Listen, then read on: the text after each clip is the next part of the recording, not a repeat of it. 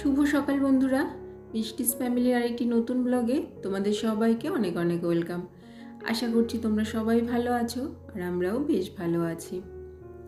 আজ হলো বৃহস্পতিবার আর ঘড়িতে এখন সময় হচ্ছে সকাল 5:45 মতো। আর এখন থেকেই কাছে দূরের সমস্ত বন্ধুদের সাথে নিয়ে আমার আজকের দিনের ব্লগটি শুরু করছি। তোমাদের সবাইকে আমার ব্লগের সঙ্গে থাকার জন্য অনুরোধ রইল। ঘুম থেকে উঠেছি 5:30টার দিকে, তারপরে ফ্রেশ হয়ে চলে এসেছি কিচেনে। ছেলের স্কুল আছে, ওর জন্য টিফিন রেডি করতে হবে। আর এই সকাল সকাল না, ঘুম থেকে উঠেই না এই কিচেনে এসে কাজ করতে একদমই ভালো লাগে না, কিন্তু কিছু করার নেই, করতেই হবে। তো দেখো, সেই জন্য কিচেনে এসেই আগে সব কিছু ঠিকঠাক করে গুছিয়ে নিয়ে এখন খাবারটা রেডি করব। তো আজকেই ওকে টিফিনে দেব পাস্তা। কালকে টিফিনে ওকে ডিম টোস্ট দিয়েছিলাম, তো স্কুল থেকে ফিরে আমায় বলেছিল, মা তুমি আমাকে পাস্তা করে দেবে। আসলে ও পাস্তাটা ভীষণ পছন্দ করে। আর আমি তো টিফিন আজকে একটা জিনিস দিলে পরের দিন অন্যটা দিয়ে এইভাবে দিই। তা ও পাস্তাটা ভীষণ পছন্দ করে বলে আমাকে বলে রেখেছিল আগের দিন যে আমাকে টিফিনে পাস্তা দেবে। তো এখানে না অনেকটা পাস্তাই সেদ্ধ করে রেখেছি, ওকে কিছুটা দেব আর কিছুটা আমরা সকালে টিফিনে খাবো। একটা ডিম দিয়ে আর পাস্তা মশলাটা দিয়ে ওর জন্য পাস্তাটা রেডি করেছি। আমি এখানে পেঁয়াজ টেয়াজ কিছুই দিইনি, ও খাবে বলেই না পেঁয়াজ দিই না। কিন্তু আমাদের জন্য যখন পাস্তা টাস্তা বানাই তার মধ্যে পেঁয়াজ লঙ্কা সব কিছুই দিই। তো রুমে এসে আগে রেডি হয়েছি, রেডি হয়ে ওর টিফিন সব কিছু ঠিকঠাক করে ব্যাগে গুছিয়ে দিয়ে ওকে ঘুম থেকে তুলে দিয়ে এখন খাইয়ে দাইয়ে রেডি করিয়ে দিচ্ছি। আমি তো 5:30টার দিকে ঘুম থেকে উঠি, কিন্তু ওকে ঘুম থেকে তুলি 7টার সময়, আর ওর স্কুলের জন্য আমি বেরোই 7:30টার দিকে। তো এই আধা ঘন্টার মধ্যে ওর সমস্ত কিছু আমি ঠিকঠাক করে গুছিয়ে করে নিতে পারি, আর এইটুকু টাইম একটু বেশি ঘুমোই, ওর ঘুমটাও পূরণ হয়। তো এটাই হলো আমার প্রতিদিন একদম প্রতিদিন সোম থেকে শুক্রবার যেদিন যেদিন স্কুল থাকে এই কদিনের রুটিন আমার এটাই। সকালে উঠেই আমার এইসব কাজগুলো ব্যস্ততার মধ্যে দিয়ে করতে হয়। ছেলেকে স্কুলে দিয়ে বাড়ি চলে এসেছি, আর বাড়ি এসে ফ্রেশ হয়ে এখন যে কাজকর্মগুলো আছে সেগুলোই করব। তো সবার প্রথমে দেখো চলে এসেছি ঠাকুর ঘরে। আগে ঠাকুর ঘরের কাজগুলো সব করে নেব, আর তারপরেই অন্যান্য সব কাজগুলো এক এক করে করব। তো আজকে না আমার আবার একটু বেশি কাজের চাপ পড়ে যাবে, কেননা আজকে আমার কাজের দিদি আসবে না, সেই জন্য চাপটা একটু বেশি। কাজের দিদি আসলেও ঠাকুর ঘরটা আমি নিজেই মুছি প্রতিদিন, ওনাকে দিয়ে না আমি ঠাকুর ঘর মুছাই না। উনি অন্য অন্য ঘরগুলো মুছে, কিন্তু এই ঘরটা আমি মুছি। তো ঠাকুর ঘর ভালো করে মুছে টুছে দিয়ে তারপরে চলে এসেছি বেডরুমে। এখন বিছানাটা একটু সুন্দর করে গুছিয়ে নেব, আর বেডরুমের আর যে কাজগুলো আছে সেগুলো সব করব। তো আজকে বিছানা গোছাতে গোছাতে তোমাদের সঙ্গে একটা কথা শেয়ার করি। একটা দিদি ভাই আমাকে খুব সুন্দর কমেন্ট করেছে, সেই কমেন্টটাই এর আগের দিনের আমার যে ভিডিওটা, ওখানে আমি বিছানাটা গোছাচ্ছিলাম আর আমার ছেলের ব্যাপারে কিছু কথা বলছিলাম, যে ও এত দুষ্টুমি করে, বিছানাটা এলোমেলো করে দেয়, এরকম বলছিলাম। তো সেখানে রীতা রোজনামচা নামে চ্যানেল থেকে দিদিভাই কমেন্ট করেছেন যে বাচ্চা থাকলে তো একটু দুষ্টুমি করবেই, আর লিখেছেন যে ভালো লাগলো আমার কাজকর্ম, এরকম অনেক কিছু লিখেছেন। তো আমার ভালো এই জন্য লেগেছে যে উনি আমার ভিডিওটা না অনেক ধৈর্য ধরে অনেক নিখুঁতভাবে দেখেছেন। কারণ আমি আমার ছেলের ব্যাপারে কথাটা হয়তো সামান্য কয়েক সেকেন্ডের জন্য বলেছিলাম, তো উনি সেটা যে আমার ভিডিওটা খুব নিখুঁতভাবে দেখেছেন আর স্কিপ না করে দেখেছেন, সেটাই আমার খুব ভালো লাগলো। তার জন্যই আমি তোমাদের সঙ্গে শেয়ার করলাম। আরও এক দিদিভাই কমেন্ট করেছেন ত্রয়ী গুপ্তা ওয়ার্ল্ড থেকে, যে ভালো লাগলো ভিডিওটা, আমরা একে অপরের এরকম পাশে থেকে যদি এগিয়ে যাই তাহলে খুবই ভালো হয়, আমরা একে অপরের বন্ধু হলাম। তো অবশ্যই পাশে থেকে একে অপরের পাশে থেকে যদি এগিয়ে যাওয়া যায় সেটা তো খুবই ভালো, তাই না? সবাই তো আমরা ইউটিউবে এসছি কাজ করার জন্য, সাকসেস পাওয়ার জন্য, ওই জন্য তো একে অপরের পাশে থাকতেই হবে। তো আমি তো চেষ্টা করি আমার সামনে যে ব্লগগুলো আসে বা যারা আমার পরিবারে আসে তাদের পাশে থাকার অবশ্যই।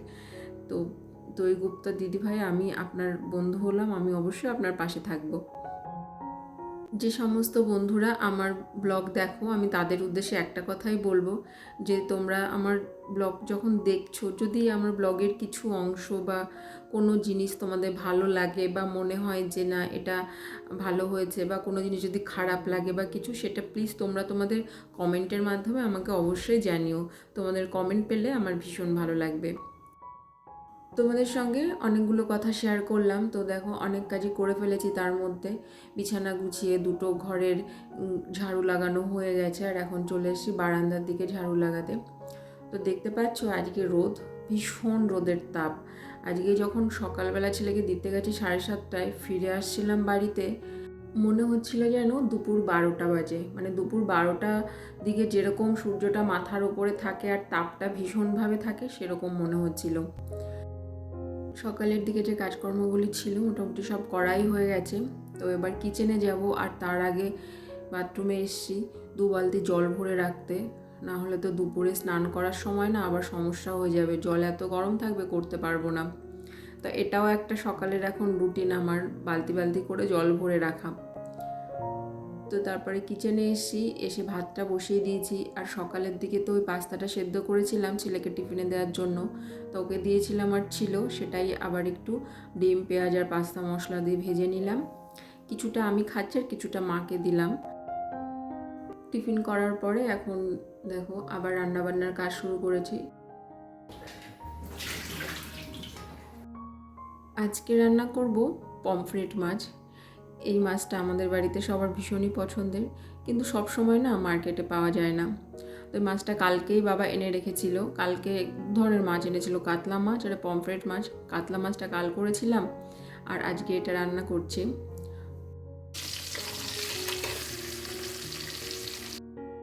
মাছ ভাজা বসিয়ে দিয়েছি, আর এখন সর্ষে পোস্তটা বেটে নেব। এগুলো আবার আমি মিক্সিতে পেস্ট করি না। আমার কেমন মনে হয় মিক্সিতে যেন সর্ষে পোস্তটা ভালোভাবে পেস্ট হয় না, তো শিলনোড়াতেই বেশি বেটে নিই। শুকনো লঙ্কা আর কালো জিরে ফোড়ন দিয়ে সর্ষে পোস্ত দিয়ে মাছটা রান্না করেছি।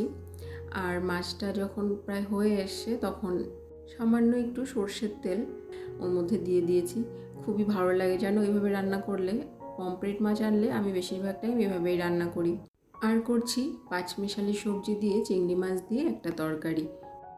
চিংড়ি মাছটা তো আমাদের বাড়িতে ডেলিই থাকে। তোমরা আমার প্রত্যেকটা ব্লগেই প্রায় দেখতে পাবে যে আমার বাড়িতে চিংড়ি মাছের কিছু না কিছু রান্না হচ্ছে। তো আজকে দুপুরের মেনু, আমি তো ভাত করলাম, মাছটা করলাম আর তরকারিটা তোমরা দেখলে। আর মা সকালে করেছিল ডাল আর একটা ভাজা। ডাল আর ভাজাটা মাস্ট করতেই হয় প্রতিদিন। আর আমার তো দুপুরবেলার এগুলো মানে দুপুরের রান্নার যে দায়িত্বটা সেটা পুরো আমার উপরই। তো এগুলো সব করে টোরে গ্যাস ওভেন টোভেন সব পরিষ্কার করে নিয়ে এখন অল্প কিছু বাসন আছে রান্নার পরে বাসনগুলো, সেগুলোই এখন ধুয়ে নিচ্ছি। আর আজকে তো কাজের দিদি আসবে না, মানে আজকে বলে না, আগামী 2-3 দিনও আসবে না। উনি একটু এক রিলেটিভের বাড়িতে ঘুরতে গেছেন, তার জন্য কাজের চাপটা বেশি। তোমাদের আমি ব্লগের শুরুতেই বলেছিলাম। তাই দেখো রান্নাঘর থেকে এসেই না আবার এই ঘর মুছতে শুরু করেছি। অন্যদিন তো এই কাজটা অন্তত আমার করতে হয় না, কিন্তু আজকে আর সামনে আরও 2-3 দিন আমার করতে হবে। তো রান্নাঘর থেকে সেটা করে নিচ্ছি। এরপরে না স্নান করে তারপরেই ছেলেকে আনতে যাব স্কুল থেকে। আসলে আমি তো অন্য দিন ওকে স্কুল থেকে এনে আগে ওকে স্নান করাই, তারপরে আমি স্নান করি। বেরোনোর টাইম হয়ে যাচ্ছে, তো ওই জন্য আমি মাকে বললাম মা তুমি আজকে পুজোটা করে নিও, আমি আজকে আর পুজোটা করতে পারলাম না। ছেলেকে স্কুল থেকে নিয়ে চলে এসেছি, আর এতটাই গরম আমার মনে হচ্ছে না যে আমি স্নান করে গেছিলাম। মনে হচ্ছে যে না এখন আর একবার স্নান করি, এতটাই কষ্ট হচ্ছে। সত্যি দুপুরে 12:30টার সময় বেরোনো এই গরমের দিনে খুবই কষ্টকর ব্যাপার। যতই টোটো করে যাতায়াত করি না কেন, গরমেতে সত্যি ভীষণ কষ্ট হয়। আর আমার ছেলের অবস্থা দেখো, বাড়ি এসে পুরো ওর শরীরটা মনে হচ্ছে না ছেড়ে দিয়েছে। ওর তো আরও বেশি কষ্ট, এতক্ষণ ধরে এসব পড়েছিল। দুপুরে খাওয়ার শেষে এখন মা ছেলে মিলে একটু আইসক্রিম খাবো। আজকে যখন ওকে স্কুল থেকে নিয়ে ফিরছিলাম তখন আইসক্রিম খাওয়ার বায়না করছিল। তা আমি দোকান থেকে আইসক্রিম কিনেই নিয়ে এসেছিলাম, কিন্তু গরম থেকে এসেই না, মানে দুপুরে গরমে রোদ থেকে এসছে বলে আমি ওকে তখন আর আইসক্রিমটা খেতে দিইনি। তাও কথা শুনেছিল, ফ্রিজে ছিল। তো এখন ও ঘুমোতে যাবে, তার আগে ওকে আইসক্রিমটা খাইয়ে দিলাম। আর আইসক্রিম খাওয়ার সঙ্গে সঙ্গে দেখবে জল খেয়ে নিলে না ঠান্ডা লাগার ভয়টা থাকে না। তো এটা আমি সবসময় করি, যখনই আমি আইসক্রিম খাই বা ছেলেকে আইসক্রিম খাওয়াই সাথে সাথেই জলটা খাইয়ে দিই। তোমাদের সঙ্গে আবার দেখা হচ্ছে সন্ধ্যাবেলায়। তো এখন সন্ধ্যা প্রদীপটা দেখিয়ে নিচ্ছি, আর এরপরে ছেলেকে একটু হরলিক্স গুলে খাইয়ে দেবো। আর আমি সন্ধ্যাবেলায় তো চাটা খাই, সকালে খাই না, একটু চা বিস্কুট খেয়ে নেব। বেশিরভাগ দিন সন্ধ্যাবেলায় এই টিফিনটাই আমি করি। আমি না এই টাইমে যদি ভারী কিছু বা আরেকটু অন্য কোনো ধরনের খাবার খেয়ে নিই, তাহলে না ডিনার করতে গেলে আমার খুব অসুবিধা হয়, তখন আমি আর ডিনার করতে পারি না। তাই সবসময় সন্ধ্যাবেলা হালকা খাবারই খাই, বেশিরভাগ দিনই চা বিস্কুট, মাঝে মধ্যে শখ করে হয়তো এটা ওটা খাই। তো তারপরে দেখো সন্ধ্যা প্রদীপ দেখিয়ে চলে এসেছি পাশের রুমে, ছেলেকে ড্রয়িং শেখাতে আসবে, তার জন্য ওর সমস্ত কিছু গুছিয়ে রেখে দিলাম। আর এখন ওকে হরলিক্স খাচ্ছে আর আমি চাটা খেয়ে নিচ্ছি। আসলে কালকে তো রবীন্দ্র জয়ন্তী, 25শে বৈশাখ, তাই স্কুলে ওর ড্রয়িং কম্পিটিশান আছে, তার জন্য ওর ড্রয়িং টিচার এসে ওকে একটু দেখিয়ে দিতে। 2 দিন ধরেই ওকে এসে এসে দেখিয়ে দিচ্ছে যেইভাবে করতে হবে। তো ওরও খুব আগ্রহ যে করব, এর আগে কোনো দিনও এরকম ধরনের কম্পিটিশান পার্টিসিপেট করেনি, এটাই ওর প্রথম, তো ওই জন্য ও ভীষণ এক্সাইটেড। তো ও পাশের রুমে ড্রয়িং করছে আর আমি এসে ওর স্কুলের সমস্ত কিছু ঠিকঠাক করে গুছিয়ে রাখছি। সকালে উঠে তো জানো ভীষণ তাড়াহুড়ো বেরোনোর থাকে, ওই জন্য তো হয় না, তাই এগুলো সব এখনই গুছিয়ে টুছিয়ে রেখে দিচ্ছি। তো বন্ধুরা, আজকের মতো ভিডিওটি তোমাদের সঙ্গে আমি এই পর্যন্ত শেয়ার করলাম। আশা রাখছি তোমাদের আমার ভিডিও ভালো লেগেছে। তোমাদের সঙ্গে আবার দেখা হবে নতুন একটা দিনের সাথে, নতুন একটা ব্লগ নিয়ে। আর তোমাদের যদি আমার ভিডিও ভালো লাগে, তোমরা সবাই আমার পাশে থেকো। তোমরা সবাই ভালো থেকো, সুস্থ থেকো। সবাইকে জানাই টাটা।